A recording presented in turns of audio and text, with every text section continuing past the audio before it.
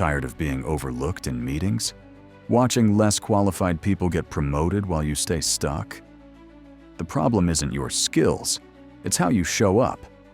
There are 5 behaviors that instantly signal respect and authority. They feel cold at first, but they work. Ancient Stoics used them to lead armies and empires. Today's top executives use them to dominate boardrooms.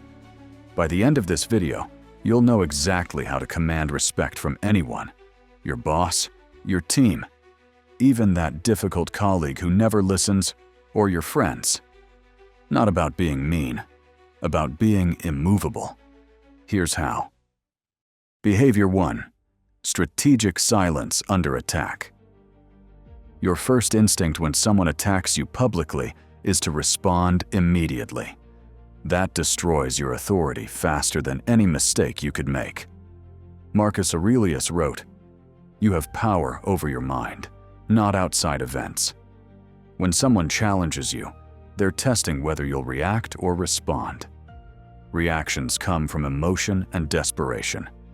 Responses come from strategy and strength. The 3-second rule. Count before any response to criticism. 1 Mississippi. 2 Mississippi. 3 Mississippi. Then speak with intention. Watch what happens in that room when you pause instead of react. The challenger expects immediate defense, justification, scrambling. When you don't give it to them, they start questioning their own position. The audience shifts from watching a conflict to witnessing leadership under pressure. Your colleague attacks your project. This timeline is completely unrealistic. We tried something similar last year, and it failed spectacularly. The room goes silent. Everyone's watching to see if you'll get defensive, argue back, or lose your composure. Instead, you pause. 3 seconds of controlled silence. What specific part concerns you most? Notice what you didn't do. No defense of the timeline. No mention of last year's failure. No emotional reaction. You redirected the entire conversation from attack to analysis, from conflict to problem solving. Strategic silence forces others to fill the void. When people attack and get silence instead of defense, they often expose their real motives and concerns. Your colleague might reveal they're actually worried about their own workload. They show their cards while you keep yours hidden. The person who stays calm while others lose control doesn't just win the moment. They own the entire room. Behavior 2. Neutral expression during chaos. Everyone's panicking, gossiping, getting emotional about the latest crisis. Your face reveals nothing. That's not indifference. That's executive presence. Your emotional reactions give others a roadmap to manipulate you. The moment your face shows anger, fear, or frustration, you've told everyone exactly which buttons to push to control your behavior. Your boss screams about missed deadlines. Everyone else shifts uncomfortably, exchanges worried glances, looks down at their phones. You sit still, expression unchanged. Not smirking, that's arrogance. Not glaring, that's reactive. Neutral and unreadable. In a room full of rattled people, you look unshakable. That's who they remember when making decisions about promotions, difficult assignments, and who can handle real pressure when it matters. Same principle applies when family drama erupts at dinner.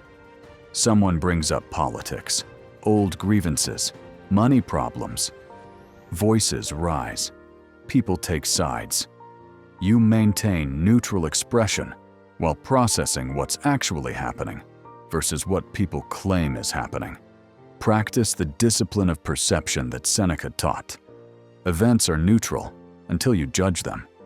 Your boss yelling isn't inherently catastrophic. It's information about someone in leadership feeling pressure and handling it poorly. That creates opportunities for people who handle pressure with grace. Emotional control isn't about suppressing feelings.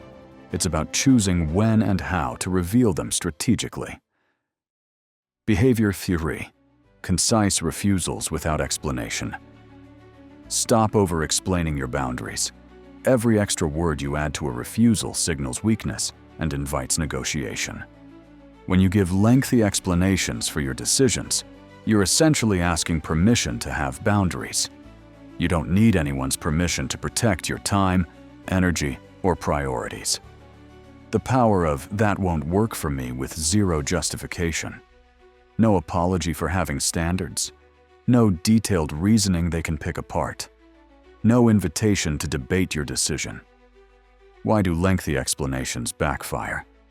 When you explain your reasoning, you're giving the other person a detailed roadmap for exactly how to change your mind.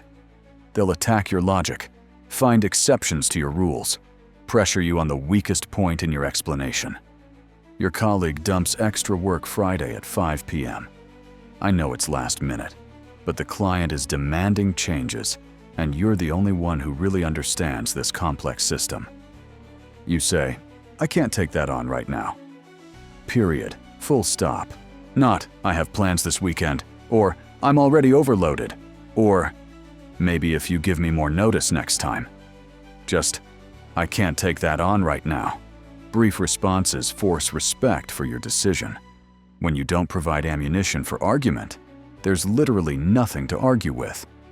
The conversation ends because you've made continuation impossible. 3 phrases that end discussions immediately. "That won't work for me." "I'm not available for that." "That's not something I can do." People will test these boundaries after you set them. They'll ask why. Push for exceptions. Try guilt trips or pressure tactics. Your job is to repeat your boundary in slightly different words. Like I said, "that won't work for me." The repetition demonstrates the boundary isn't negotiable. When you say no, people learn you mean it. When you say yes, they know they can count on it completely.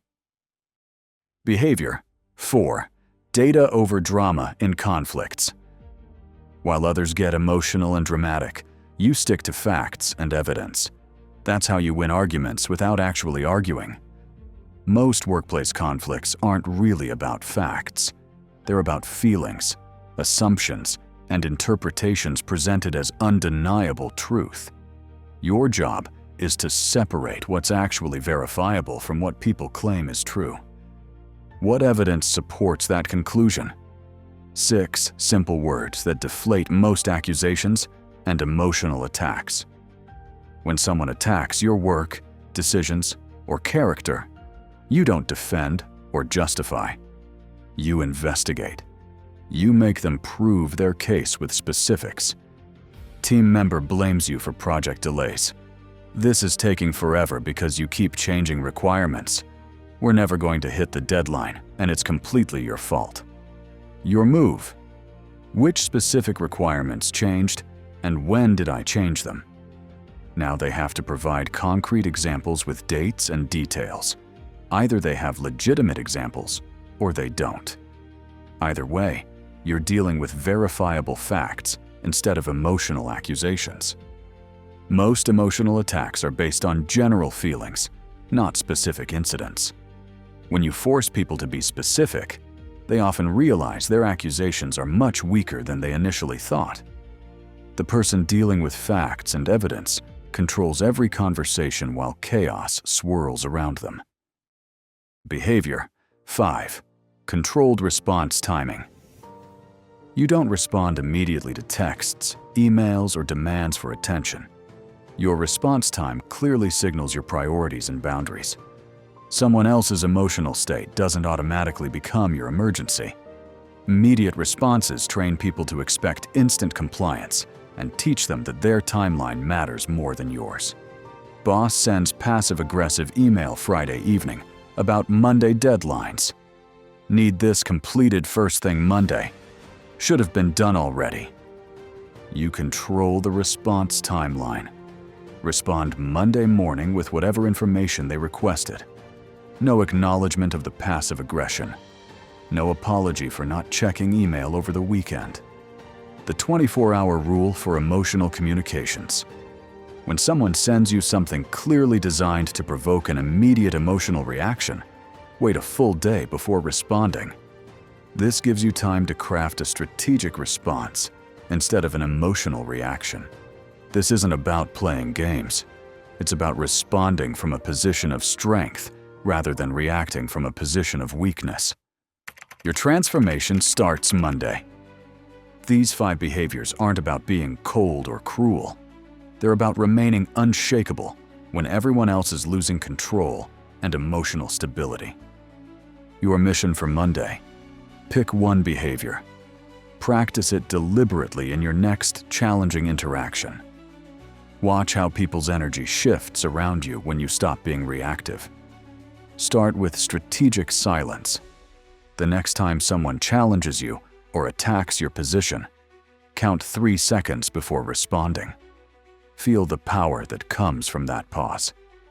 Experience what it's like to respond instead of react. You'll notice the difference immediately. So will everyone else around you. Subscribe for more strategies that actually work in the real world, not just in theory. Executive by day, Stoic always.